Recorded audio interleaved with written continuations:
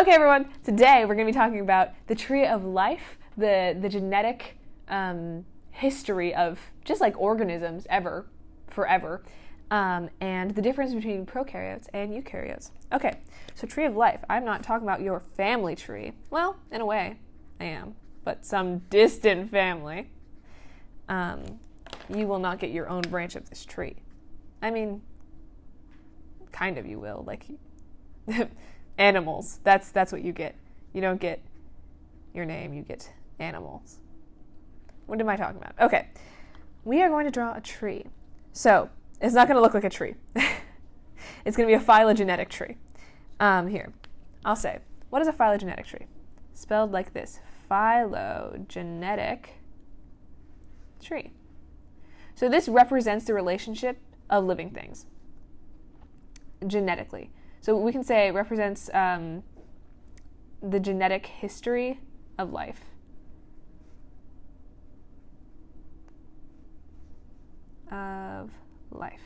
Okay. So I want you to draw a straight line. Let's start here, going like this. Okay.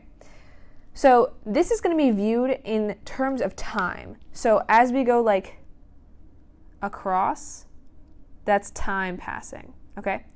So we're going to start here at the last universal common ancestor, or the LUCA. Last universal common ancestor. So this is the last, like, basically the first organism, right? But it was maybe not the first organism. The first organism maybe mutated and then had its, like, offspring, and then some of those died.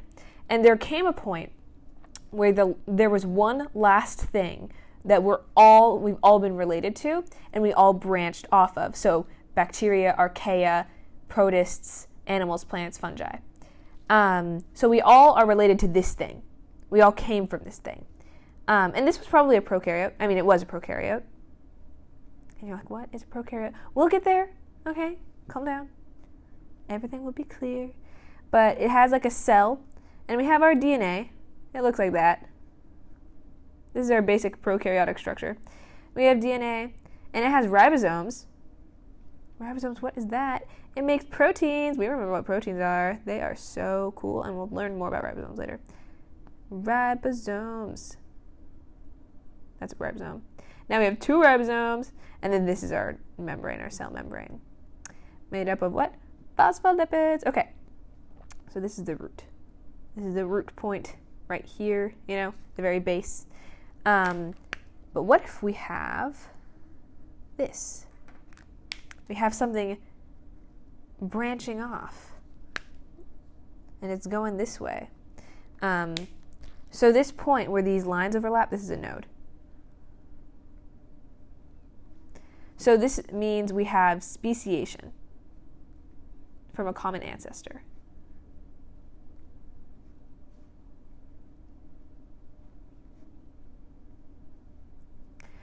So what happened here is a lot of time passed, and at some point, we and bacteria diverged. So our last universal common ancestor evolved, and it maybe it had a branch here before bacteria, but then they all died, so we don't know about them anymore. But now we have bacteria, and they are different from the things that are going forward.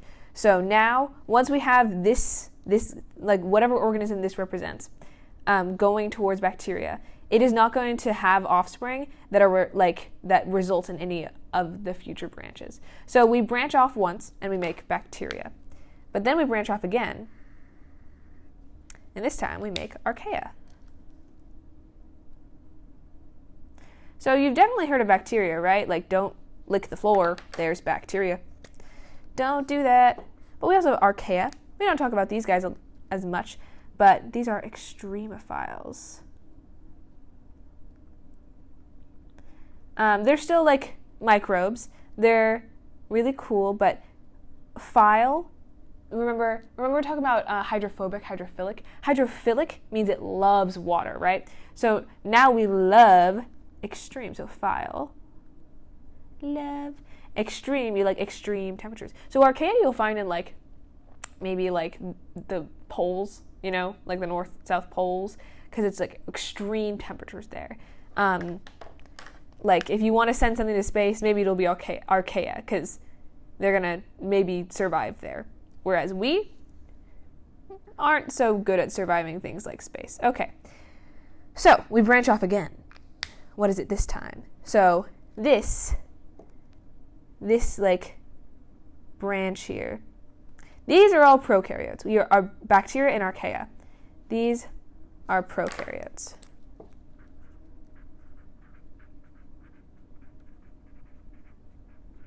And up here you have eukaryotes.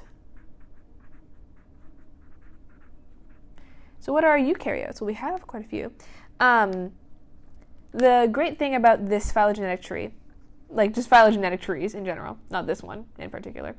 So we're going to see some offshoots, and this is representation of time, but you can kind of flip how this offshoot would be, and that also represents more time. So this isn't like necessarily how it works. It's not time going this way. This does represent time, but time is just kind of more like, I guess you could say instead of an arrow going this way, it's just kind of distance, right? So, okay, what are these lines? So we'll say this is animals. And on the way to animals, we also found plants. But you know what is similar to an animal, but isn't an animal, but also isn't a plant? It's fungi. So you can see plants kind of developed a little bit more, resulted in fungi, and then that same offshoot eventually resulted in animals. Fungi are actually more related to animals than plants, even though they're pretty similar to what you'd imagine a plant to be. They just sit there, you know, but no, they're pretty similar to animals. You know, if you don't know, like, what are fungi exactly? Well, that's like your mushrooms, but also yeast. That's fungi. Plants, you know what a plant is, right? We can draw a leaf. Good old compound leaf there. Just a reminder, what is a plant? It's that. Also protists. So if you were to see like a picture of bacteria, archaea, or a protist, you'd probably think like they're all the same thing, because they're usually like a very small thing, like single cellular bacteria. You're not going to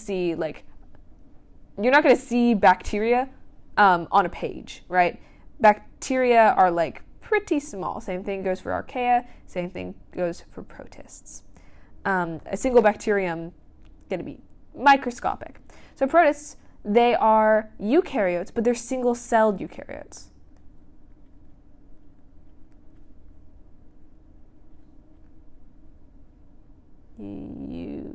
Eukaryote. Okay, so what are examples of that? So that's like amoeba. Ever heard of the amoeba sisters? Make some good biology videos. But also kelp. Kelp is not a plant. Kelp is a protist. Same thing with seaweed. So you actually do see that, and you're like, well, you just said that it's really small. Well, like the individual protists that make up seaweed, the individual protists are small. Seaweed is like a collection of a bunch of protists. So you can see, I mean, like same thing with bacteria. If you're culturing a ton of bacteria on a plate, then you can see it. You can see, well, I guess if you have like a moldy apple, that's fungi, right? But if you have bacteria on a petri dish and you culture it and it changes color, maybe it's because of all that bacteria, and then there's a lot of it, so you can see it now. Same thing goes with protists, but like a single protist is a single-celled eukaryote.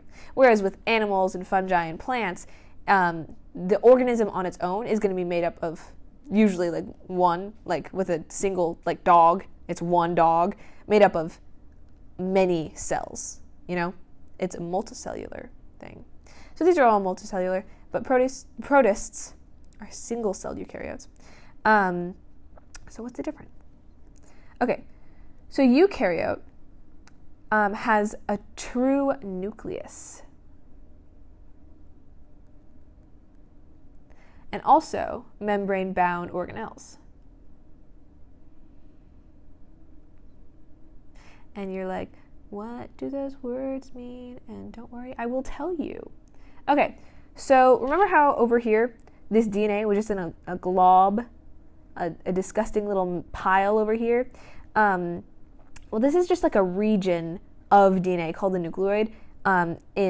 For example, we'll draw a bacterium and what that would look like. But it's not enclosed in like an envelope, in like a designated place where it's all concealed. It's just kind of in this region. With eukaryotes, it has a true nucleus, which has a nuclear envelope, and everything is like in place. And it also has membrane-bound organelles. Organelles are individual, like they're smaller than a tissue, smaller than an organ for sure, little parts of cells, and each organelle has a different task, a different duty that it does, that it completes. And we'll talk about that when we draw our diagrams of eukaryotic and prokaryotic cells in our next video. We'll draw one of an animal cell and one of a bacterium, and it's going to be so cool, and we'll learn all about cells and organelles. So yeah, they're membrane bound, but in prokaryotes, that is not the case. Pro, means like if you have like a prototype, that's like before the real type. So pro is before, before we get those good old eukaryotes. Because remember time, okay, well, maybe time is not an arrow that goes that way. Time is just like distance on the line. So maybe time is like this way. So like time passes before you diverge from our LUCA, our last universal common ancestor. And then you diverge between this direction in our bacteria, and then that diverges to make archaea, and then that diverges to protists, and then this way. So if you were to like visualize flipping it, the same amount of time is passing between like here and here. So that it doesn't really matter which way you draw it, but like either way is fine. So our plants, our fungi, our animals, this is all happening later. Our protists, these are eukaryotes. They've developed these membrane-bound organelles and a true nucleus. But the prokaryotes are before that. We aren't there yet. So how did a eukaryote develop? Well, there's a theory. It's called the endosymbiotic theory.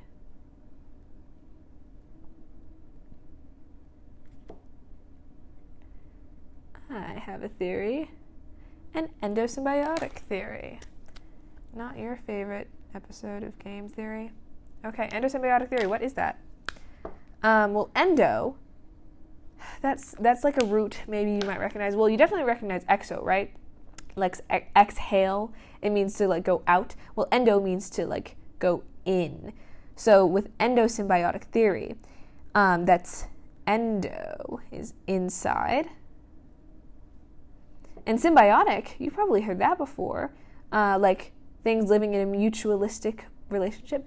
So symbiosis, it could be, what are the three types of symbiosis? You have mutualism, commensalism, parasitism, but in this instance, it's mutualism.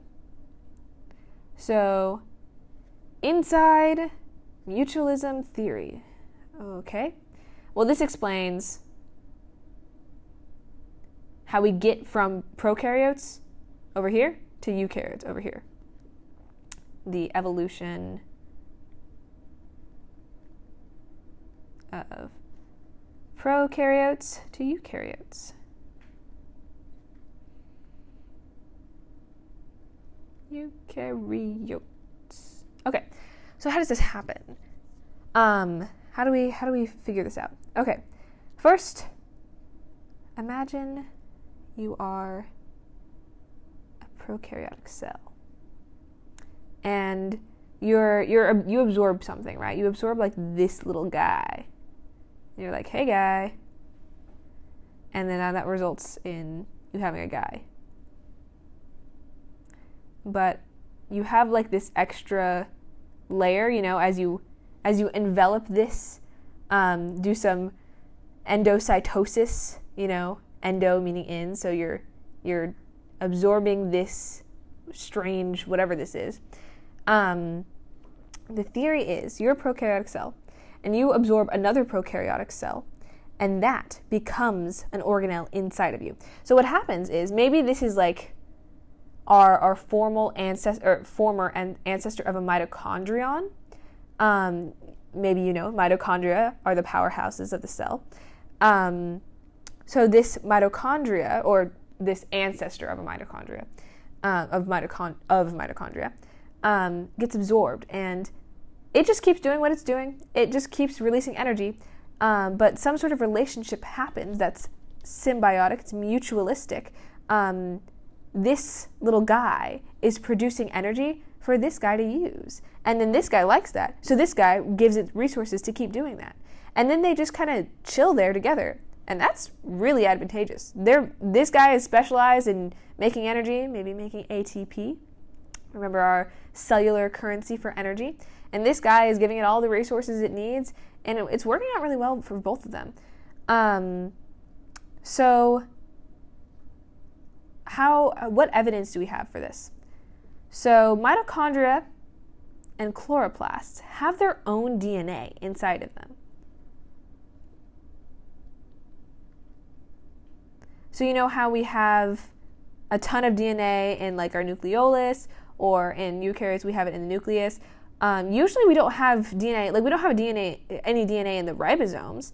We don't usually have them in our organelles, but we do in mitochondria and chloroplasts. That's kind of interesting. Well, the reason that this is, or that we think, is this was its own little guy. This own little guy had its own DNA, and that's why it has its own DNA. So we think that both mitochondria and chloroplasts came from like an absorbed little guy. That is the formal term, I'm pretty sure. So they contain their own DNA. So, okay, actually instead of an arrow, well, we'll write an arrow and then we'll say one. Contain own DNA. And then 2, it has this double membrane. You see how there's like that extra membrane? Because imagine if it were like folding over and enclosing it, then it would create this double membrane.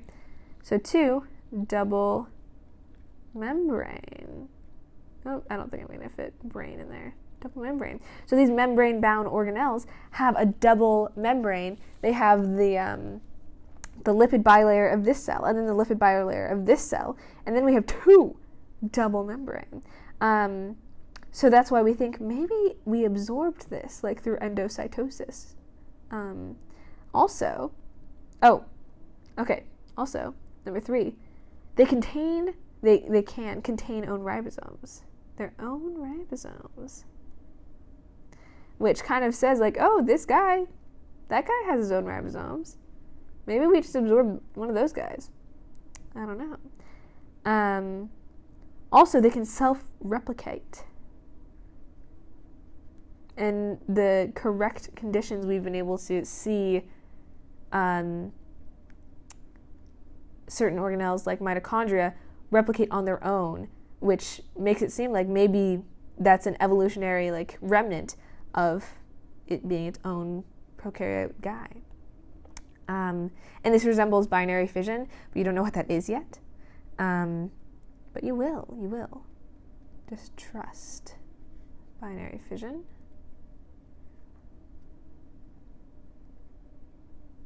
And then finally, number 5.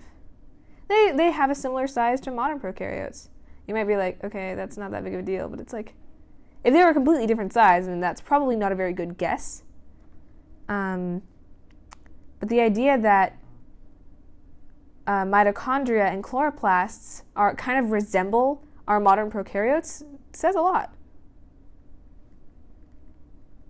It makes this possible, or even plausible. Okay, so this is our phylogenetic tree of life in the universe as far as we know it. Definitely as far as Earth. It represents the genetic history of life. Our phylogeny, that's what it's called. So we start with our last universal common ancestor, which was a prokaryote. And it looks like this. It's got its DNA, ribosomes, a membrane, basic stuff here. And then it diverged into bacteria, and then later diverged into archaea. So we're more related to archaea than bacteria. And then eventually, we think that one prokaryote ate another prokaryote, and then it didn't maybe it ate it originally because it was like gonna eat it, like destroy it, and then take all of its energy. But maybe it was like, hang on, I'm gonna do something else first, or it had some genetic predisposition to some reason not eat it. And then when it didn't eat it, and instead just kept it there to generate energy that it was able to use, it had an advantage over the other guys that maybe ate their prokaryote friend. And so this guy was able to replicate and make more of itself, and they were really successful. Modern eukaryotes. Animals, fungi, plants, protists. Pretty cool. Okay, so let's go into a better explanation. What is the difference between eukaryotes and prokaryotes? All right, so now we're going to take a little shift our notebooks like this, because we're going to make a little table, make a little chart of our prokaryotes versus our eukaryotes. Okay, so prokaryotes have some features, and eukaryotes have some other features, but they also share some. They have some things in common. You can draw this as a Venn diagram if you want, but I like the kind of table because it's just easier to write in lines than in circles. Personally, to me, do prefer, but it's up to you. You can write whatever you want, actually. This is not required, but good learning, guys. Right, take your notes. Okay, so prokaryotes. They're going to be a lot more simple, right? They evolved earlier, so relatively simple. And they're also smaller, small. You don't need to know this necessarily. I mean, maybe you will, depending on what professor you have. But just as a general idea, they are 0.5 to 100 micrometers. Whereas eukaryotes, they're going to be a lot larger, relatively complex. And obviously we're talking about cells here, so how complex is a single cell? Well, relatively quite complex. But on the grand scale of the universe, I guess they're not that complex. But I don't know. Cells are pretty. They're still small. They're bigger, but less small, We'll say less small. They're still small, though. They're 10 to 150 micrometers. It's still pretty small. But less small. They're bigger. Because, theoretically, a eukaryote contains a whole prokaryote in it. But there's still some overlap here. We could have a prokaryote that's bigger, so we could less, can be less. We could have a prokaryote that's bigger than a eukaryote. If we had a 100 micrometer prokaryote, that's going to be bigger than a 10 micrometer eukaryote. They're both pretty small. But the prokaryotes are going to be more simple. They evolved sooner. They're going to have less complex stuff going on. And they have no membrane-bound organelles. So they're going to have ribosomes. That's an organelle, but it's not membrane-bound.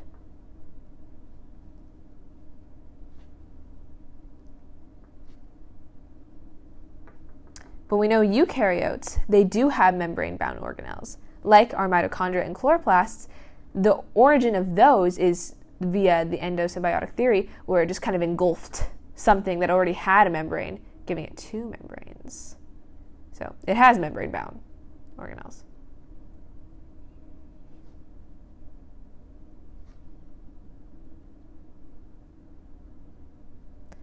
Okay, that's pretty cool. Both of them, it kind of depends. But both of them can have a rigid cell wall, preventing rupture and stuff. But you won't see this in all eukaryotes. Rupture. It kind of looks like not a U. Pretend that's a better U. Okay. You won't see this in animal cells. But that's just a type of eukaryote.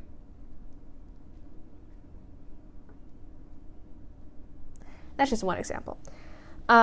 Okay, so you can have a cell wall in prokaryotes too, but that's going to be made of different stuff. So the cell wall in prokaryotes is going to be made of this stuff called peptidoglycan.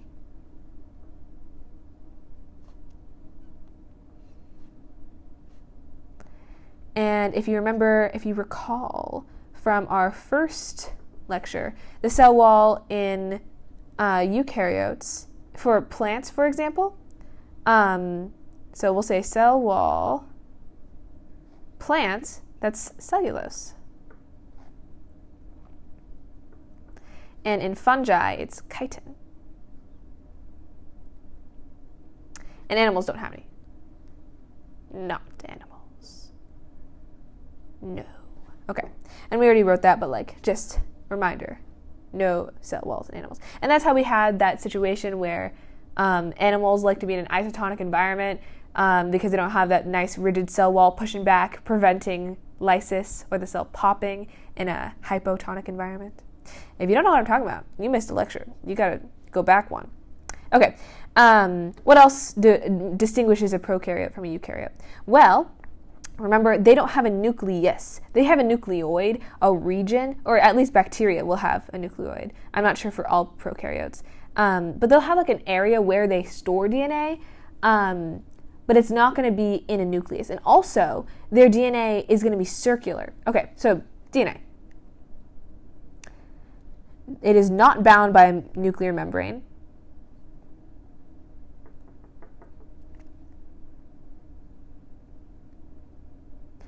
And their DNA is a single circular molecule of DNA.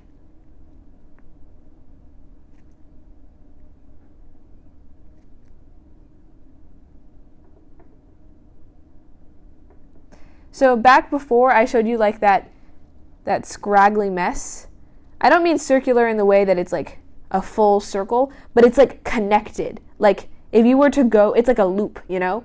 It's like a string that's tied together, you know? Sometimes you'll see it drawn as a circle for like illustration purposes, but it's usually like kind of scrambled up in there because you got a lot of DNA in an organism. So you got to fit a lot. So you can't, like, there's only so big a circle can get before it's like not containing enough information. But that is like, it's connected. Whereas with eukaryotes, well, we'll keep talking about DNA. This one, it is bound by a nuclear membrane.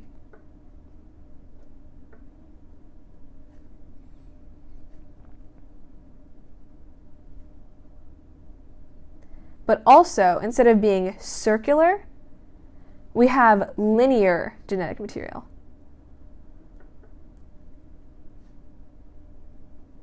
And it's also separated into many chromosomes.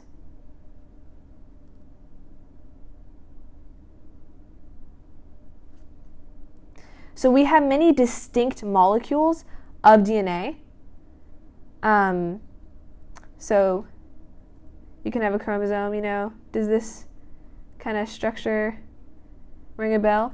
So you're going to have a lot of chromosomes. Humans have 23 from one parent, I think. 23 from another, ending up with 46. That sounds about right. That's why you get 23andMe. Yeah, that's correct. I don't know why I'm saying like I think. That is definitely what we have. Companies like 23andMe is like, that's how many your one parent gave you. So we have all these chromosomes containing DNA, but we need like a lot. So humans, we have 46 different chromosomes in one copy of our DNA, whereas prokaryotes have one piece, one long piece. And chromosomes, this is like the condensed structure. We'll have like a little guy connecting these, but we'll talk about DNA structure later. Or not DNA structure, rather chromosome structure, DNA terminology. But these guys, we're going to have a lot of them, right? So they're multiple pieces. This one's only one. And this is also going to be like concealed by a nuclear envelope in the nucleus, of the nucleus, okay? So that's kind of our difference there.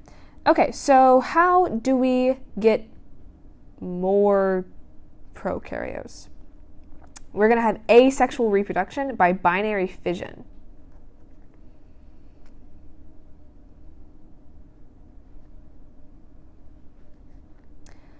So what is binary fission? Okay, we're going to talk about this a little bit more in our next video, but basically what's happening is, like in the example of, like, picture a bacterium, and you're going to have 2 bacteria. It's just going to divide. It's going to clone itself, and this is asexual reproduction. It doesn't need to like mate with another bacterium to make more bacteria. It just like clones itself. So now we're going to have 2, from 1 to 2. That's how bacteria work. Eukaryotes aren't like that. So when you have a single eukaryotic cell, I'm not talking about eukaryotic organisms as a whole, because we can see asexual reproduction. We can see, like if you have a starfish and, what is that? Fragmentation. Fragmentation is a form of asexual reproduction that you can see in something like a sea star. It'll regrow itself. Or budding is another type of thing you'll see where a piece will be knocked off of an animal and then it'll like grow another animal. And that's pretty interesting. If you take zoology, you'll learn more about that. But we're talking about the reproduction of a single cell. So if we're doing sexual reproduction, that'll be via meiosis and mitosis. So the sexual reproduction,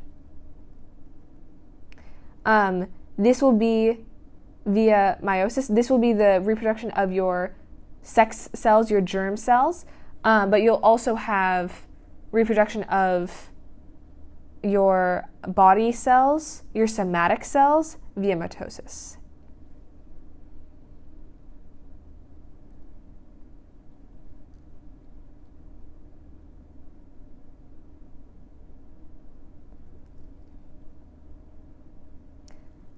So when a eukaryotic cell divides, there are different types of cells like in a lot of different organisms. So if you have a sexual reproductive cell, like a germ cell, like gametes, it'll divide via meiosis, or it'll to create like a new organism. But you can also just have somatic cell division via mitosis. Okay. So what are other distinctions? We have smaller ribosomes in prokaryotes and larger ribosomes in eukaryotes. But in both organisms, we will see ribosomes in the cytoplasm. So they're just like floating around. I could draw them like here, and that would be correct. And we see that in eukaryotes and prokaryotes.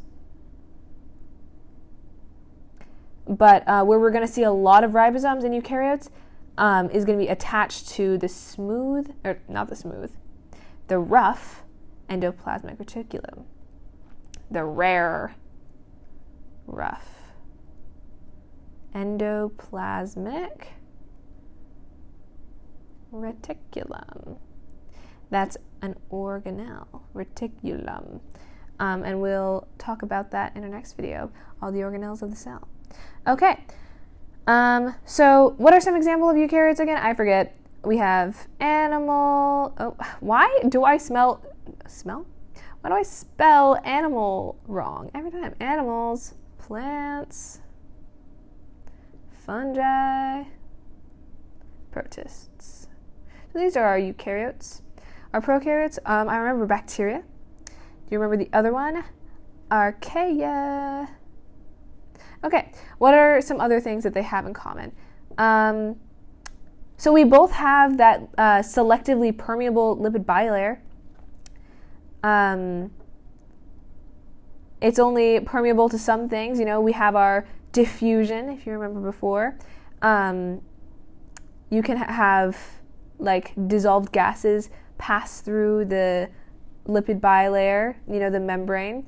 That's universal in both prokaryotes and eukaryotes. And they can also both have plasmids. These are like chunks of DNA. So we have like our main DNA in prokaryotes, like our single circular molecule, but we can also have plasmids. So we have our main in the nucleolus. Pretend that's connected to wherever it started. But we'll also have like little balls of DNA elsewhere. And as we'll learn in our next video, we can if you're a bacterium, you can trade it with another bacterium. And then maybe their DNA is good DNA, and then you can become better that way. Because if they're alive, then they're doing something right. So maybe if you trade, you'll get that good trait that they have. Who knows? And eukaryotes also have cytoskeleton. Cytoskeleton for support and to maintain structure.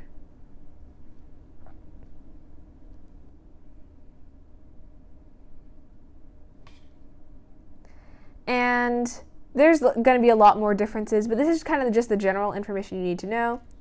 Prokaryotes and eukaryotes, both cells are pretty small, but the prokaryotic cells are more simple. Remember, they're more,